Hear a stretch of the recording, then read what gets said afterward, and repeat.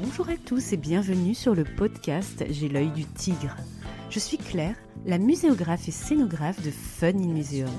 Mon métier, c'est d'aider les musées, les équipements touristiques et tous les professionnels du patrimoine à trouver des solutions pour booster, rendre waouh l'expérience de leurs visiteurs. Chaque semaine, je vous donne les stratégies, les astuces et surtout de la bonne humeur pour réinventer avec moi le monde des musées, les rendre plus fun et vraiment accessibles à tous. Alors mettez-vous à votre aise, installez-vous confortablement et c'est parti pour l'épisode du jour.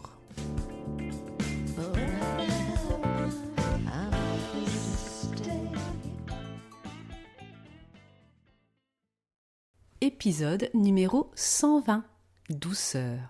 3 exemples de bulles de tranquillité au musée. Bonjour et bienvenue sur le podcast J'ai l'œil du tigre du mois de février 2025. Dans la suite de l'épisode précédent, je vous propose de rester dans la playlist douceur avec un thème original sur les bulles de tranquillité au musée et dans les expositions.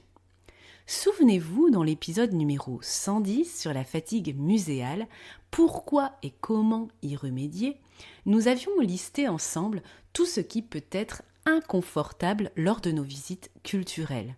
Le bruit, l'absence d'assises, une ergonomie hasardeuse des dispositifs de médiation, les variations d'éclairage, les contraintes réglementaires qui briment notre bien-être et notre sentiment d'être le bienvenu. Vous avez d'ailleurs été très généreux et inspiré dans le post LinkedIn que j'avais consacré à la fatigue muséale que vous pouvez retrouver en lien dans la description de cet épisode. Je vous remets également au passage le lien cliquable pour l'épisode 110 fatigue muséale. Dans cet épisode fatigue muséale, je pointais également 2 autres vecteurs de fatigue. L'absence de zones de repos physique et psychique dédiées, en vous disant que selon moi, le musée doit offrir des espaces pour se poser et être à l'écart pour s'isoler, reprendre son souffle, s'apaiser si nécessaire. Ces bulles de tranquillité, comme je les appelle, sont essentielles pour tous, et encore plus pour certains publics, notamment ceux qui souffrent de troubles autistiques, de stress ou même simplement pour des accompagnateurs de jeunes enfants qui ont besoin d'un sas de décompression. Je sais de quoi je parle. Et puis, je voulais parler aussi de ruptures trop brusques entre le monde extérieur et le monde muséal à l'arrivée et à la sortie. Pour moi, il faut soigner les transitions à l'arrivée et à la sortie de l'expérience muséale grâce à des zones d'apaisement en cours de développement avec l'émergence croissante du Caring Museum dans les institutions. Retrouvez ce thème du bien-être au musée dans l'épisode 97, lien en description. Dans cette quête de proposer toujours plus de bien-être, de confort et de douceur aux usagers des musées et des expositions, je vous propose ce mois-ci de découvrir 3 initiatives inspirantes, 3 bulles de tranquillité, 3 manières de s'approprier cette tendance et ce besoin des publics sur vos sites culturels, au musée, dans un château, une abbaye, un office de tourisme et même une bibliothèque. Premier exemple inspirant. L'espace d'inspiration Snoelzelen, nommé La Bulle, dans le nouveau parcours permanent du Musée national de la Marine à Paris. J'avais lu de nombreux articles sur ce nouvel espace et j'ai enfin eu l'occasion de l'expérimenter par moi-même. Alors, de quoi s'agit-il et quelle est l'expérience proposée ? Il s'agit d'une toute petite alcôve d'environ 3 à 4 mètres carrés, coincée entre les toilettes et le cabinet de cire au bout de la première partie de l'exposition permanente. La présence d'un adulte est obligatoire pour y pénétrer. C'est un espace avec une ambiance lumineuse, réglable, composé de différents éléments. Premier élément, un pouf, niché dans un angle sous une pluie de fibres optiques qui nous immerge dans une constellation. À côté, une colonne d'eau lumineuse qui fait des bulles. Bon, blague à part, heureusement que les toilettes sont à proximité. Juste à côté, vous disposez d'un tableau de bord pour moduler l'ambiance de l'espace en termes de lumière notamment et de son. Du moins, c'est ce que j'ai compris. un bouton 0 pour une ambiance écume neutre mode veille. Le bouton 1 correspond à une ambiance plage apaisante. Et enfin, le bouton 2 correspond à une ambiance corail luminescent stimulant. Il est possible de régler le son et l'intensité de la lumière grâce au bouton plus et moins. Et dans une niche quadrangulaire, 3 suspensions composées d'éléments en bois attendent nos petites mains. On les touche pour entendre une jolie musique de notre manipulation et pour une connexion avec une matière naturelle, douce, polie, arrondie.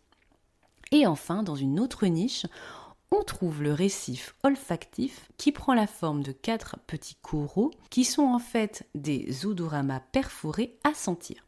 On peut secouer la main au-dessus du corail de son choix pour diriger l'odeur vers notre nez. On nous invite aussi à sentir notre peau et nos vêtements.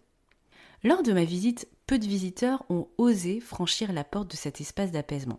J'ignore si c'est le cas tous les jours. L'assise n'est faite que pour une seule personne et on imagine mal se poser à même le sol, en position yogi ou même s'allonger de tout son long ou en posture fétale dans ce petit espace. Les dimensions de la pièce ne le permettent pas vraiment, encore moins à 2 personnes dans la pièce. J'ai regretté l'absence d'un tapis tout doux au sol, mais aussi d'un moyen pour savoir si l'espace était occupé ou non, ou même pouvoir indiquer qu'il est occupé pour ne pas se laisser surprendre par quelqu'un dans ce moment d'isolement et d'intimité psychique et corporelle et sensorielle. Nous étions, moi et mon accompagnateur, plutôt en alerte de devoir laisser l'espace à quelqu'un d'autre qui ouvrirait brusquement la porte. Pourquoi ne pas y ajouter un petit module suspendu à l'extérieur, à la poignée de porte, indiquant ne pas déranger, par exemple, lorsque nous sommes à l'intérieur. Je trouve qu'on se sentirait beaucoup plus sécurisé, au calme, tranquille, surtout qu'on a peu l'occasion dans les musées, et c'est là le grand avantage de cet espace inédit, de lâcher autant prise émotionnellement, sensoriellement, corporellement dans une exposition permanente d'un musée. Je me suis donc interrogée sur la réussite réelle de cet espace et de son appropriation par les visiteurs. Je serais curieuse d'avoir vos retours en commentant cet épisode. Et puis, je me suis aussi demandé si cet espace n'était pas uniquement adapté pour un adulte seul. Cette question, je me la suis posée parce que pour moi, les espaces Snoezelen, j'ai du mal à le dire, renvoient à une activité régulière de mon bébé à la maison d'assistante maternelle.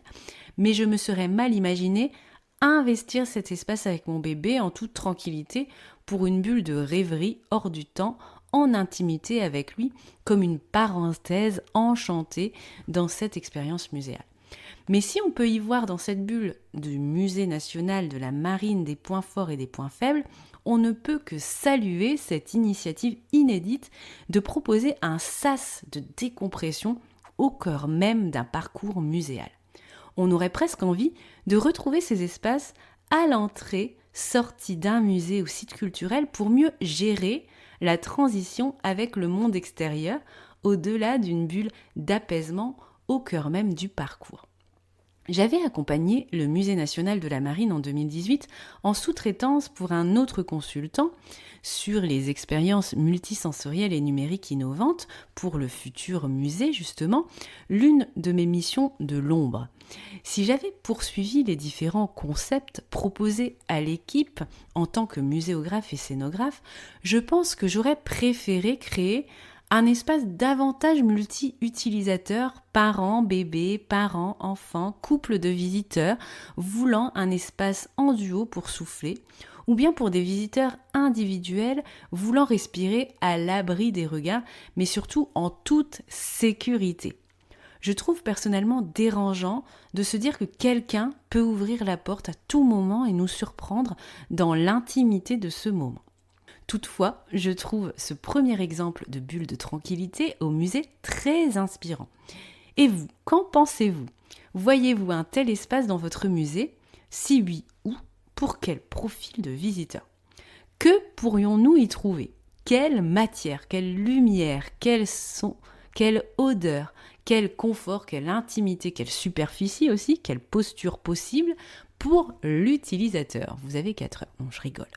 Je vous emmène à présent au Palais des Beaux-Arts de Lille, chez moi, dans l'espace Ralentir, Slow Art, dont je vous avais parlé l'été dernier à l'occasion de l'épisode 114. Vous vous souvenez, notre petite croisière évasion estivale. Direction l'espace circulaire dans l'atrium du Palais des Beaux-Arts. Cette fois-ci, pas d'exposition, juste un tableau immergé dans l'obscurité avec un très bel éclairage. Une accumulation de poufs géants ou s'allonger, si l'OV est un vrai câlin. On n'a pas envie de quitter ce tissu qui épouse notre corps. Cet espace de méditation collectif vous propose de ralentir, de contempler, de méditer, en créant une connexion personnalisable avec l'œuvre exposée. La regarder ou fermer les yeux, écouter la bande sonore en son ouvert ou s'isoler avec son téléphone et un casque en écoutant une méditation guidée multisensorielle autour de l'œuvre. Parallèlement à cet espace, une programmation bien-être était proposée, composée de séances d'automassage et de sophrologie. J'aurais pu y rester des heures dans cette semi-pénombre, douce et enveloppante, en tête-à-tête avec cette œuvre, ma respiration et mes émotions. J'ai trouvé cette bulle de tranquillité XXL très réussie. On a envie d'en retrouver d'autres dans beaucoup de musées, des beaux-arts, mais pas que. Dans un muséum en immersion dans la nature, dans un espace scientifique baigné dans les étoiles et les atomes, dans un musée d'histoire pour reprendre son souffle lors d'un sujet trop sensible pour nous. Et vous, qu'en pensez-vous ? Verriez-vous cette bulle de tranquillité XXL chez vous ?